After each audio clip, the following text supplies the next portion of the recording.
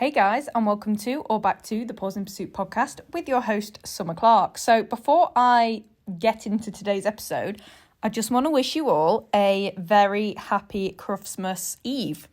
It is Cruftsmas Eve today. It is Wednesday, the 5th of March, and that means Cruf starts tomorrow. I'm in slight disbelief that it's come around this quickly, once again. Like, I'm just laid here on my sofa casually, recording an episode like it's any other day, when, in actual fact, it's Crufts tomorrow. That is insane. I've just finished packing. I didn't have a lot left to do, because the van was already packed yesterday. Basically, we've been preparing for a good week. But today was just like the final bits where I didn't want to pack everything because there's some things like I still need today that I didn't want to pack before today. So I've just packed those. So all I have to do in the morning is pack the things that I literally need like tonight in the morning. But yeah, we're pretty much sorted. We're pretty much there. Everything's ready. Running orders are ready. Alarm is set for 4 a.m. Lol, happy days. Aiming for an early night. Just had our final training session before Crufts with Lucy this morning. Obviously, it's Wednesday. I didn't do a lot. It was very short and sweet. We kept things pretty flowy, pretty easy, just to keep ourselves sort of in the game, especially for Arrow. He actually does way better if he stays in it and does stuff right before the big event. But yeah, kept it nice and chill to obviously reduce any risks at all. Again, it's about knowing your own dog. Some dogs, that's way too soon, way too near the event. But for Arrow, it's perfect having a training session the day before. Obviously, it's stuff like EO and international events.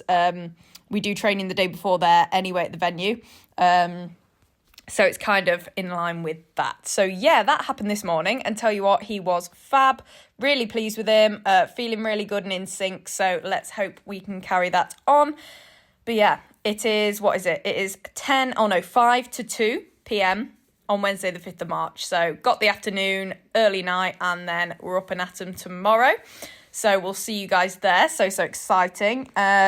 Weekly update though, apart from that, work as usual. Like I said, last bits of Crufts prep and getting ready. Arrow also had his final physio appointment before Crufts on Monday and he's feeling good. I always love taking him to physio and coming away when he's sound. It's just nice to hear that your dog's sound physically, isn't it? It's always a nice, satisfying feeling. And that, all the fitness and the maintenance and stuff has paid off. So that is pretty much all that's been going on. It is, like I said, March is it's Crufts month, isn't it? Not much else happens. Although obviously we do have tryouts next week. But anyway, exciting month, very exciting. But today I have had a lot of questions recently from beginners. Beginners within the sport, they're just getting started into agility, or maybe even if they're not beginner handlers, they've got a new dog. But most of them are beginner handlers, which is really actually quite exciting because our sport's growing, isn't it? I feel like it's becoming more inclusive. Some people probably disagree and would argue the other way, but I think, it's becoming more popular. More people are getting into it, which is super cool. And yeah, I've just been getting a lot of messages and questions from beginners, asking my advice and how to, get them off to the best start and stuff. So if you're a beginner, this is the episode for you. It's not going to be a really lengthy one because the last thing beginners want is to be overwhelmed with way too much information. So we'll just jump straight into it. So these are the most frequently asked questions that I receive from beginners within agility. And to be honest, even if you're not a complete beginner or a beginner at all, there's still some good advice in here, I'd say. So even if you're not a beginner, I would give this a listen because, yeah, there are some, great mindset hacks. And even though we're not, a lot of us aren't beginners anymore, it never hurts to kind of revert back to that sort of beginner mindset, where stuff's fresh, you can make all the right decisions from the get-go. And really dial it back, remember your why, all the things like that. So yeah, I would still listen to this because why the hell not? It's helpful for everyone. So there's 3 main questions here. So again, not going to be a huge episode, but the first question is, how do you deal with the pressure to reach the top level while still a beginner? And I can kind of understand this. I mean, when I first started in agility, I wasn't kind of completely aware of the top level, if that makes sense. I didn't know Team GB existed. I obviously knew Crufts was a thing, but that's it. I didn't know about Olympia. I didn't know about Champ. I literally just knew about Crufts because I've been going to Crufts since before I did agility. I just love it. I've always loved dogs, so obviously I went before I even was into agility. But, well, not into agility. I always knew of agility before I got to start agility, if that makes sense. So I feel like there was less pressure back in the day. I mean, when I was a beginner, it was 12, 13 years ago. And I feel like now the elite level of the sport has definitely grown. And there are, I'd say, more sort of top level handlers, more sort of elite events, and ways to reach that top level. Again, as the sport grows, obviously, so do the standards, and the standards of dogs and handlers these days are significantly higher than they were, especially when I started, which I think will probably not help as far as beginners maybe feeling a bit out of their depth or overwhelmed or, way out of their depth, because the comparison is there. The comparison trap is just waiting to get you because, oh my God, look at these amazing top level people. And even I feel that, like, I am competing at the top level, but there's always going to be people that are higher up than you. Just like there's always going to be people who are further down than you as far as, the level of the sport you're competing at. And it just depends on your own timeline. So I would say don't think about it too much. So when you're a beginner, just enjoy it for what it is and enjoy that fresh, exciting stage where it's all still a novelty. It's all something exciting and new. And I miss that, to be honest, because when you've been doing it for ages, especially when you do it to earn money as well, you do kind of go through phases where it loses that magic, if that makes sense. And the spark, you kind of lose the spark a little bit. Oh my God, I'm just looking down at my red joggers, my burgundy joggers, and there's just a massive patch of dry mud. Nice. Anyway, the life of a dog trainer, eh? Another thing is to really try to focus on the here and now. So yeah, try not to think about the top level too much and getting there while you're a beginner. Focus on the here and now, starting off, the excitement, doing what you can, just getting into it, because even the top level handlers, right, we all get puppies eventually, and we're technically starting from the beginning. So enjoy that stage. Like, it's a really fun, really rewarding stage. There's always progression to be had. There's always improvement to be made. And I'd say that's the most rewarding part, because you are seeing the most progress, like newbie gains in the gym, for example. It's kind of similar principle.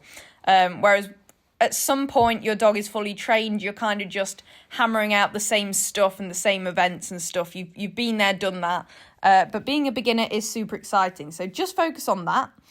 Take it one step at a time. And these small steps that you're taking one step at a time will add up in the long run. And before you know it, you'll be up there at the top level, because over time you've done these small little incremental steps to improve both yourself and your dog.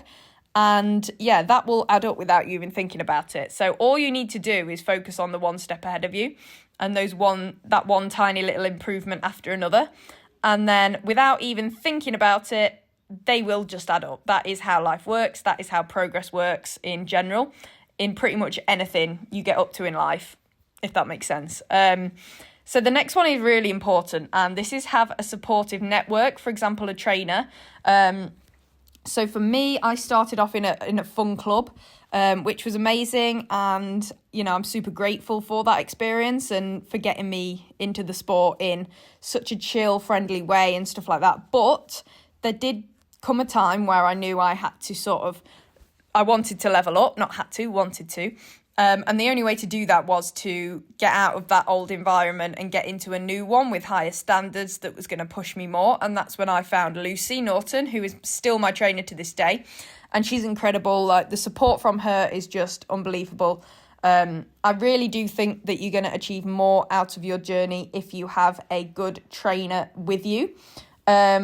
not just for your regular classes, because it's important to train regularly, but also for just that support system there. You can message them when if you're at a show and you want to share something, or you have a question or an issue, or want to share your successes. Everything feels better when you've got that person there that's helping you out, if that makes sense. And everything's easier and more enjoyable when you do it with help. You don't have to do everything alone, and you shouldn't do everything alone. And as well, not only a trainer, which I think is the most important thing, but also your general support network, so your friends. And if you're lucky, like me, you will make great friends within agility that will act as your support network. But also, your family, hopefully they're supportive. I've got my mum, who is literally the most supportive person in my life, in every aspect of my life. But even in agility, she's always taken me there before I could drive, still comes and grooms for me for this day. And just having people around you that support you and, have your back no matter whether you win or lose, is super important. So make sure that you do have that support network of people around you. It doesn't have to be huge, just a couple of people, including, a trainer and potentially either, a parent like my mom, or a friend through agility, or someone who just likes to come with you. That really does help, especially when you're a bit unsure as a beginner. The next one kind of follows on from having a trainer, and that's have a plan in place to get you there. So if you're aiming for the top one day, you do want a plan in place that will help you get there. I'm a big planner. I'm a very organised person. I love to plan. I'm one of those people that has my to-do list written down on a notes page, literally mapped out, time-stamped every day. That's just me. A lot of people probably think that's really freaky and annoying, but that is how I function. That is how my brain functions. So I do love a plan, and the best way to get somewhere is to have a realistic, achievable and understandable plan that's clear in your mind and, realistic. So you can follow the steps consistently to get there in the end, no matter how long that takes, okay? And that's what a trainer can help you with, okay? So especially if you're going to classes every week, or if you have an online trainer, an online coach, they can help you write up a program that has incremental steps and you can follow over a course of weeks, months, a year. And that will get you there eventually. And just having that plan in place, knowing all you have to do is follow the plan and you will arrive there eventually. Yes, there's going to be bumps in the road and, steps back that you have to take when things don't go to plan, but it will get you there in the end. That is super helpful, and just helps with your motivation and self-belief. If you're doing it all on your own, you have to figure that out by yourself. And as a beginner in the sport, you can't really do that because you're brand new. So getting that help from someone who is really experienced and knows exactly what they're doing to help you get a plan in place is really important, because it's just going to get you there more efficiently, quicker,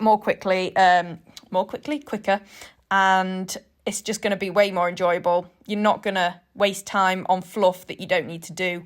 And it's just going to be a way more seamless process if you have that plan in place. So the next one is to remember that every partnership's journey is totally different and everyone's timeline looks different too.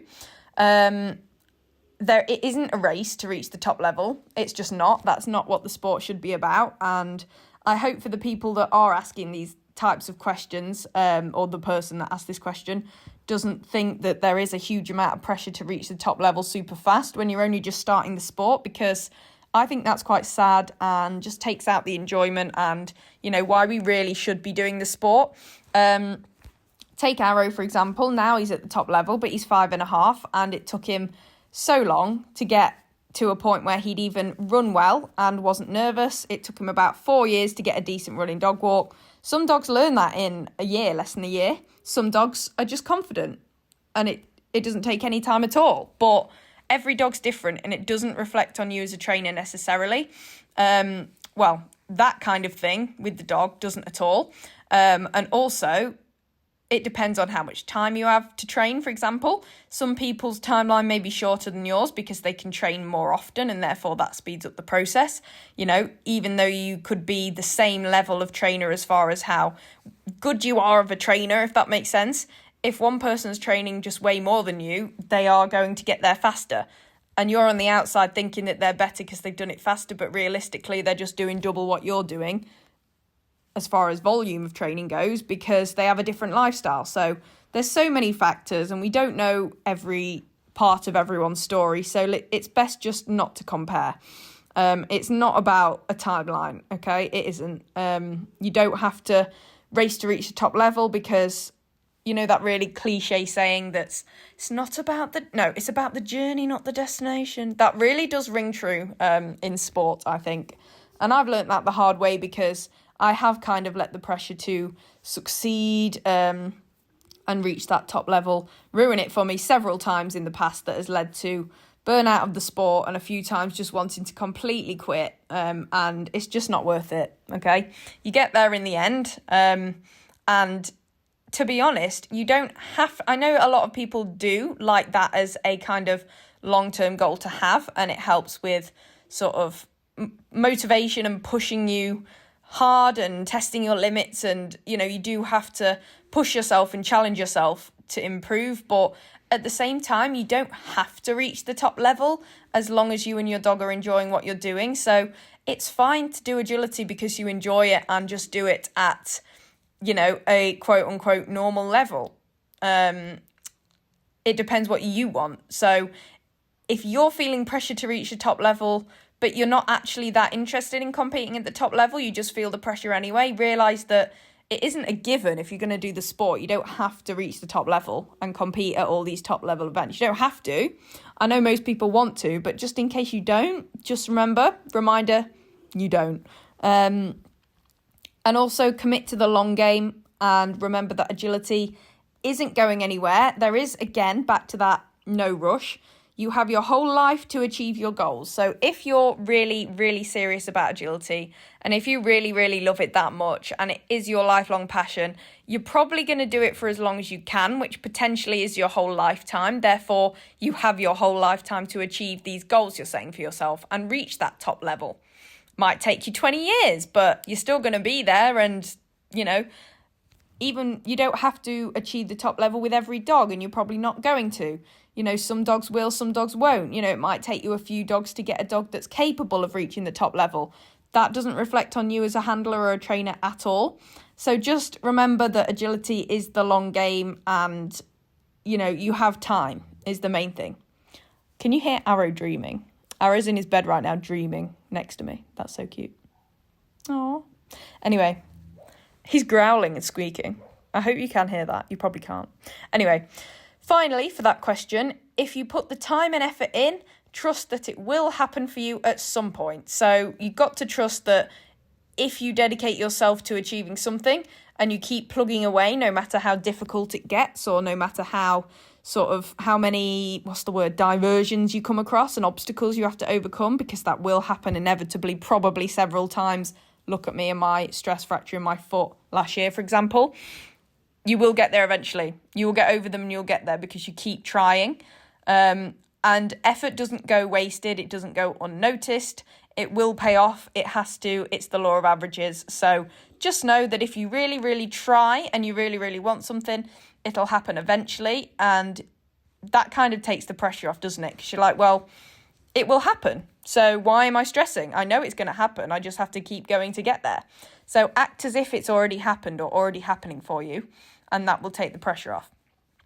So the second question that I get a lot is, especially around this time of year, this year especially, what is the best way for a current beginner to get to Crufts in a few years' time? And this person has a Labrador, so an ABC breed, anything but collie. So a current beginner to get to Crufts. So first of all, and it's the same for anything that you want to achieve, is to set realistic goals and know what you're aiming for. So again, that planner in me says, always gives this advice. Be a planner, set goals, and have a plan to do so. So know what you want to happen instead of just bumbling along aimlessly. It's going to be way easier for you, and it's going to help with your motivation as well. So, for example, YKC classes or main arena classes. So YKC, there's loads of options. If you're in that under 25 age bracket, there's Agility Dog of the Year, Jumping Cup, ABC Agility. You've got Graduate Agility when you're a beginner, which is 1 to 3 grades, I think. I've never been able to do that, sad.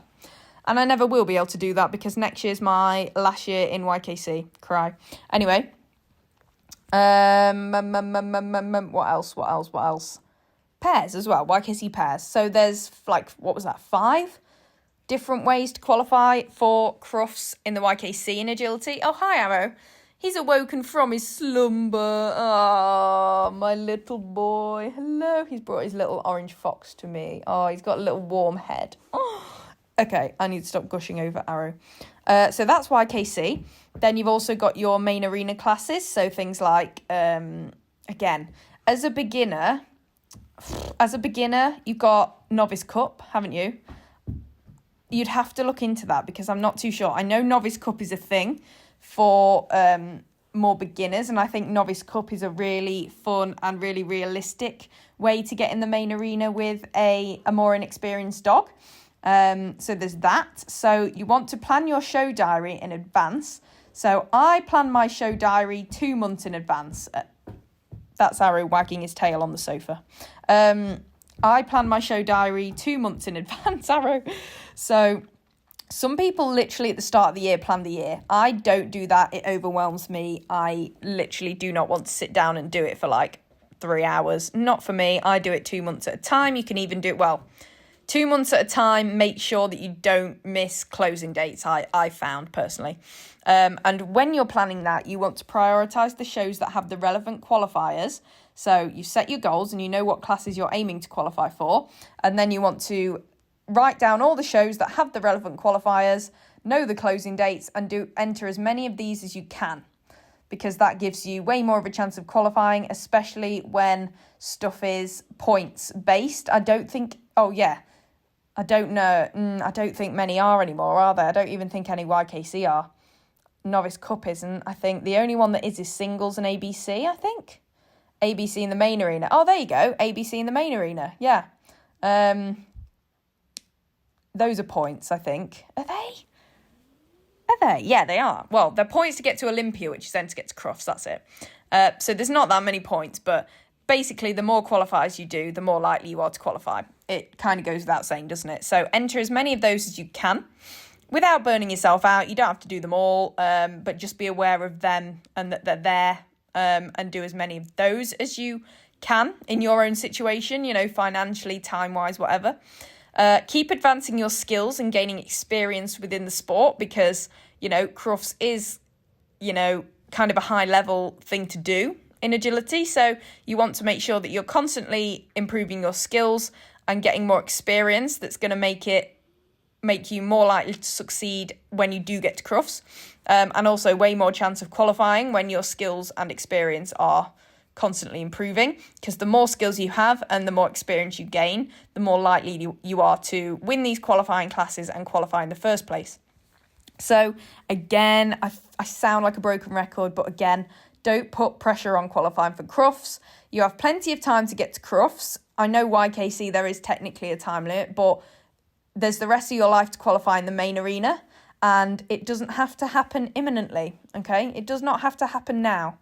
The more pressure you put on it, ironically, the harder it'll be, because you'll find you're too anxious and the pressure gets to you and you don't potentially go clear because of your nerves. So I know it's easier said than done, and I'm still working on it to this day. I think it is a lifelong thing to work on, but try not to put too much pressure on it, okay?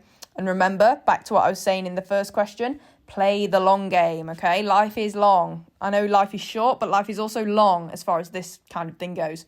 And then finally, enter shows that have a higher pressure environment. So once you've done quite a few of your normal shows and gained experience doing that, you can start pushing yourself and your dog a little bit more and entering shows that replicate Crufts a little bit more, just to get your and your dog's skill at performing under more pressure, which you'll have to do at Crufts and obviously in qualifiers, up. So Iconics, for example, may be quite a high pressure environment if you've only done sort of small local shows.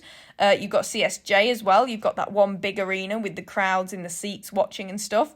So again, pressure, what's high pressure to you is relative. Everyone deals with pressure a little bit differently, and everyone finds certain situations more or less pressure depending on them and how they cope with that. It's very individual, but definitely keep pushing yourself slightly more out of your comfort zone as you go along. And that will help when it comes to qualifying for and competing at events such as Crufts. And, you know, your first time at Crufts, I shat myself. You know, how else are you going to say it? Like, it is nerve-wracking. So the more you can practice that, you know, in a great way, and nothing bad happens, obviously, not to scare anyone, but it's natural. So you just do want to keep putting yourself in those situations when you're ready, okay? So again, don't go from nothing to a big pressure show. You want to incrementally enter shows that just push you slightly further out of your comfort zone. So last question then for today is, how do you give yourself and your dog the best start to your agility career as a beginner? So not really focusing on top level stuff now, just getting yourself, that really threw me off. How do you give yourself and your dog the best start to your agility career as a beginner? And I'm going to try not to choke on my own air now. So number one, again, find a trainer who you click with and can support you throughout your journey. That's the first thing I think you should do. You need to find that person. And if you don't live locally to anyone, online coach goes a long way. Just someone with more experience than you who, you know, not just anyone with more experience than you, someone who can train and is a trainer or a coach. And not every trainer is going to be for you. Not, you know, just because they're a trainer and they produce good results with their own dogs and their students' dogs doesn't mean that you are going to click with them necessarily, and that's okay. Don't feel like you have to hold on to a trainer because they're a good trainer if you don't feel like it's right for you and your dog for whatever reason. That's totally normal and totally fine. Move on and find someone else who you do click with, and you know, don't you, if you click with them or not.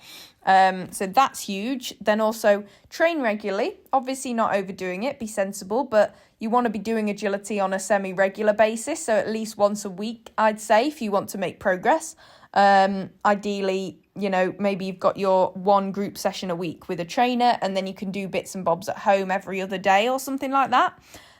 So it's obviously you need to keep your hand in if you're going to get better. The next thing is to improve yours and your dog's fitness. This goes a long way in not only how successful you'll be at the sport, but your enjoyment of the sport and how you can both cope with the sport and stamina for keeping up your training and stuff like that. So fitness is a big part of that. Get your dog seeing a physio, make sure that they're physically sound to do agility, which is always... I always say that you want to make sure that your dog is in peak physical fitness, or at least good enough physical fitness to do agility. And obviously you know yourself because you can feel yourself. That sounds really weird. You can feel how you feel, whereas you can't feel how your dog feels, hence getting them an assessment with a physio. So concentrate on that. And as well, if you do go to a physio, they will give you exercises to do with your dog that will improve their fitness for the sport, and you'll see an improvement there as well. That is a crucial foundational element that I think a lot of people don't think about or, you know, brush off, especially when it's new and exciting and all you want to do is do the agility. And then your own fitness as well. Obviously, totally up to you how you go about that. I really advocate for strength training. Obviously, walking is a very underrated form of fitness, but if you've got a dog, you're probably walking plenty anyway. And yeah, you've got, you know, more steady state cardio like swimming. Obviously, running you can do, but it just gave me more injuries than it was worth. And to be honest, we're sprinting, aren't we? We aren't long distance running. So that is, yeah, like I said, that's a whole nother topic. And I've done podcast episodes about handler fitness and dog fitness and physio before. I did do an episode with Arrow's physio, Megan Hunt, in season 1, I believe. So go listen to those because I could go off on a huge tangent and this episode would be 2 hours long. But there's lots of different options for your fitness. But yeah, next is watch and learn from those who are currently succeeding in the sport. So whether that be in person or online, watch and learn. Watch those handlers and those dogs that are competing at a higher level than you, not necessarily top level, just slightly higher than you. Because again, you don't want to overwhelm yourself and, you know, make improvement feel too far-fetched. Just watch those people that inspire you and are where you would like to be soon. just watch them handle. What I like to do sometimes, or quite often, is when I watch a run, I'll watch some dogs and then I'll watch some actual handlers, because when you just watch the dog, you don't pick up, any of the handling. And there's a lot you can learn from watching handlers run without actually watching the dog, if that makes sense. So definitely do that. Like I say, you don't have to actually go and watch, but you can watch online. But if you can, I would say attend shows as a spectator, to not only do that and watch other partnerships and handlers and stuff and learn from them, but also get a feel for the environment, for the atmosphere.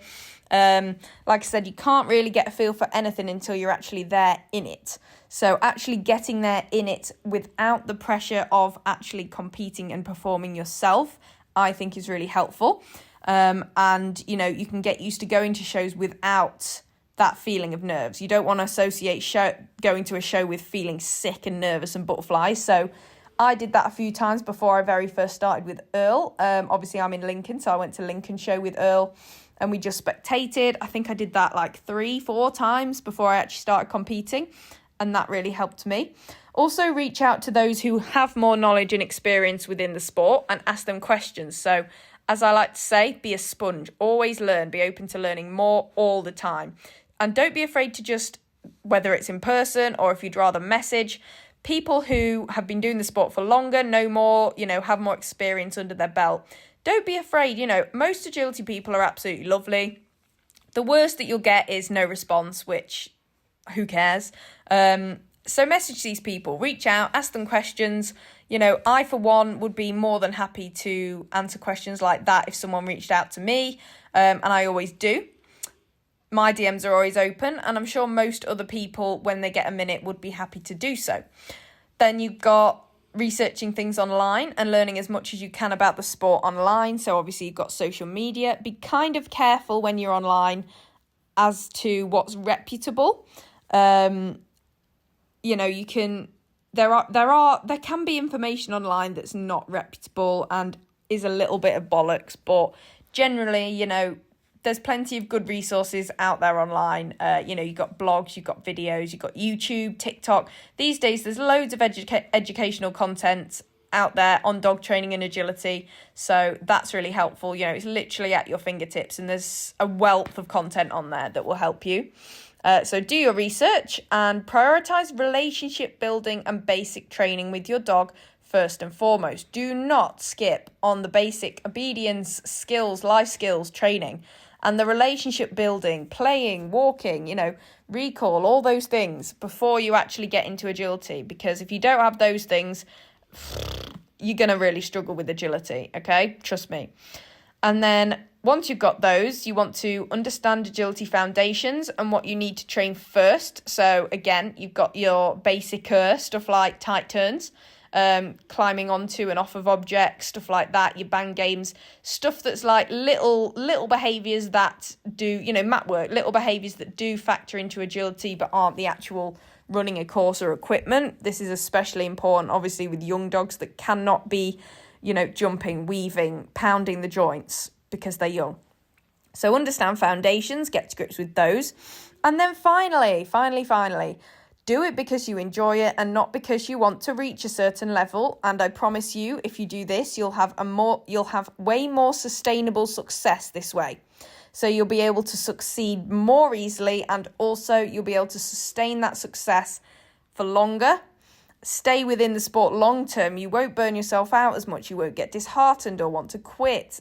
Well, you might, but you might. We all do at some point, all right? But you'll be less likely to if you do it because you enjoy it, and you're more likely to stay in it if you do it as a sort of, like I said, long game, lifelong thing, okay? More of a lifestyle, a way of life than I'm doing this to get to this, because once you do get to this, then what, if that makes sense? So, yeah. That is my little motivational spiel at the end of the episode, but that was actually longer than I thought it would be, actually, 35 minutes. Jesus, God, I can talk. God, I can talk. Proper yapper me. We love it, though. You love it, though, don't you? Anyway, that is the episode, guys. No point me really telling you what I'm up to this next week, because 3 of the 7 days is bloody Crufts, isn't it? So I'm there Thursday, Saturday and Sunday. I will quickly let you know what I'm in, just in case you guys are there. So On Thursday, which is tomorrow, YKC Jumping Cup. Oh, bloody hell, at 8:15 in the morning. I know, that's awful, isn't it?